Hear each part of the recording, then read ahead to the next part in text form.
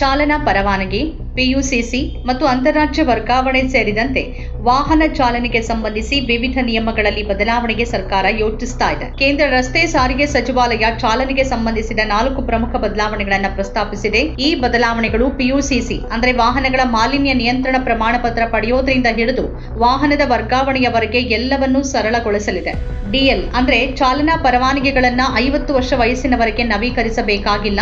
ಪ್ರಸ್ತುತ ಚಾಲನಾ ಪರವಾನಗಿಯ ಸಿಂಧುತ್ವ ಅದನ್ನ ನೀಡಿದ ದಿನಾಂಕದಿಂದ 20 ವರ್ಷಗಳು ಅಥವಾ ಅರ್ಜಿದಾರರು 40 ವರ್ಷ ವಯಸ್ಸನ್ನು ತಲುಪುವವರೆಗೆ ಇರುತ್ತೆ. ಆದರೆ 40ರ ವಯಸ್ಸಿನ ಮಿತಿಯನ್ನ ಶೀಘ್ರದಲ್ಲೇ 50 ವರ್ಷಗಳಿಗೆ ವಿಸ್ತರಿಸಬಹುದು. ಇದು ಆರ್ಟಿಒಗೆ ಭೇಟಿ ನೀಡುವ ತೊಂದರೆಗಳಿಂದ ಜನರನ್ನು ಮುಕ್ತಗೊಳಿಸುತ್ತೆ. ಲೈಸೆನ್ಸ್ ಪಡೆದು 20 ವರ್ಷಗಳ ನಂತರ ನವೀಕರಣ ಶುಲ್ಕವನ್ನ ಆನ್ಲೈನ್ ನಲ್ಲಿ ಪಾವತಿ ಮಾಡಬೇಕಾಗಬಹುದು. ವಾಹನದ ಮಾಲಿನ್ಯ ಪ್ರಮಾಣ ಪತ್ರ 3 ವರ್ಷಗಳವರೆಗೆ ಮಾನ್ಯವಾಗಿರುತ್ತೆ.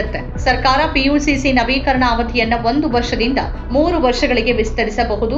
ಆದರೆ ಇದು BS6 ಖಾಸಗಿ ವಾಹನಗಳಿಗೆ ಮಾತ್ರ ಅನ್ವಯಿಸುತ್ತೆ. ಅಂದ್ರೆ ಏಪ್ರಿಲ್ 2020ರ ನಂತರ ತಯಾರಿಸಿದ ಖಾಸಗಿ ವಾಹನಗಳು ಈ ಪ್ರಕ್ರಿಯೆಯ ವ್ಯಾಪ್ತಿಗೆ ಬರುತ್ತೆ. 6 ವರ್ಷಗಳವರೆಗಿನ BS6 ಖಾಸಗಿ ವಾಹನಗಳ ಮಾಲೀಕರು ಪ್ರತಿ ವರ್ಷ ತಮ್ಮ ಮಾಲಿನ್ಯ ನಿಯಂತ್ರಣ ಪ್ರಮಾಣ ಪತ್ರವನ್ನ ನವೀಕರಿಸುವ ಅಗತ್ಯ ಇಲ್ಲ.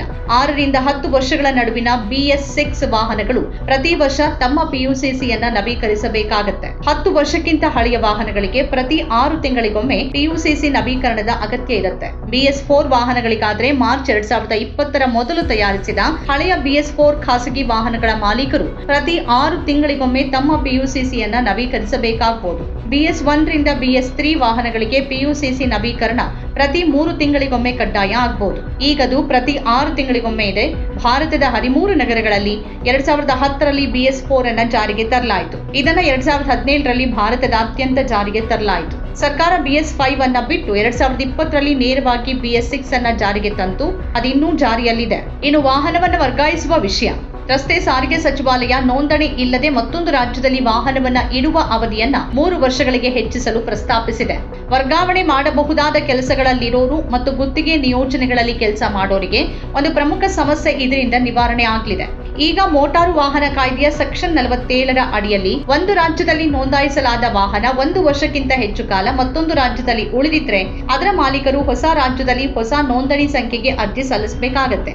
ಈ ಪ್ರಕ್ರಿಯೆ ನಿಜಕ್ಕೂ ದೀರ್ಘ ಮತ್ತು ದುಬಾರಿಯಾಗಿದೆ. ಆದರೆ ಈಗ ಈ ಅವಧಿಯನ್ನ 3 ವರ್ಷಗಳಿಗೆ ವಿಸ್ತರಿಸಿದ್ರೆ ಈ ಸಮಸ್ಯೆ ಇಲ್ಲವಾಗಲಿದೆ.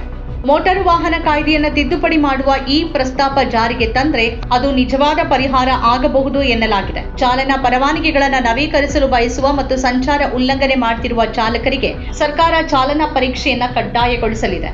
ಮೊದಲ ಚಾಲನಾ ಪರವಾನಗಿಗೆ ವಿವಿಧ ಪರೀಕ್ಷೆಗಳು ಬೇಕಾಗತ್ತೆ. ಆದರೆ ನಿಯಮಿತ ಪರವಾನಗಿ ನವೀಕರಣಕ್ಕೆ ಹಾಗಲ್ಲ. ಅಂದ್ರೆ ಪ್ರಸ್ತುತ 20 ವರ್ಷಗಳ ಮಾನ್ಯತೆಯ ಅವಧಿಯ ಒಳಗೆ ಪರೀಕ್ಷೆ ಇಲ್ಲದೆ ಪರವಾನಗಿಯನ್ನ ನವೀಕರಿಸಬಹುದು. ಆದರೆ ಈ ವ್ಯವಸ್ಥೆ ಕಾನೂನನ್ನ ಪಾಲಿಸುವವರಿಗೆ ಮಾತ್ರ ಇರಲಿದೆ. ಹೊಸ ವ್ಯವಸ್ಥೆ ಅಡಿಯಲ್ಲಿ ಸಂಚಾರ ಉಲ್ಲಂಘನೆ ಮಾಡೋರು ಪರೀಕ್ಷೆಗೆ ಒಳಗಾಗಬಹುದು. ನಮ್ಮ ಕಾರ್ಯಕ್ರಮಗಳನ್ನ ನೀವು ನೋಡ್ತಾ ಇದ್ರೆ ನಮ್ಮ ಚಾನೆಲ್ ಅನ್ನ ಸಬ್ಸ್ಕ್ರೈಬ್ ಮಾಡಿ, ಪಕ್ಕದ ಬೆಲ್ ಐಕಾನ್ ಒತ್ತಿ ನಮ್ಮನ್ನ ಬೆಂಬಲಿಸಿ. ಹಾಗೆ ನಮ್ಮ ಕಾರ್ಯಕ್ರಮಗಳನ್ನ ಲೈಕ್ ಮಾಡಿ, ಕಮೆಂಟ್ ಮಾಡಿ, ಅದನ್ನ ಬೇರೆಯವರಿಗೂ ವಾಟ್ಸ್ಆಪ್ ಮೂಲಕ ಶೇರ್ ಮಾಡಿ. ನೀವು ಹೀಗೆ ಮಾಡಿದಾಗ ನಮ್ಮ ಚಾನೆಲ್ ಮತ್ತಷ್ಟು ಜನರಿಗೆ ತಲುಪಲು ನೀವು ನಮ್ಮೊಂದಿಗೆ ಸಹಕರಿಸಿದ ಹಾಗಾಗುತ್ತೆ. ಇದು ನೀವು ಯಾವುದೇ ಖರ್ಚಿಲ್ಲದೆ ಕೆಲವೇ ಸೆಕೆಂಡುಗಳಲ್ಲಿ ನೀಡಬಹುದಾದ ಸಹಕಾರ. ಧನ್ಯವಾದಗಳು.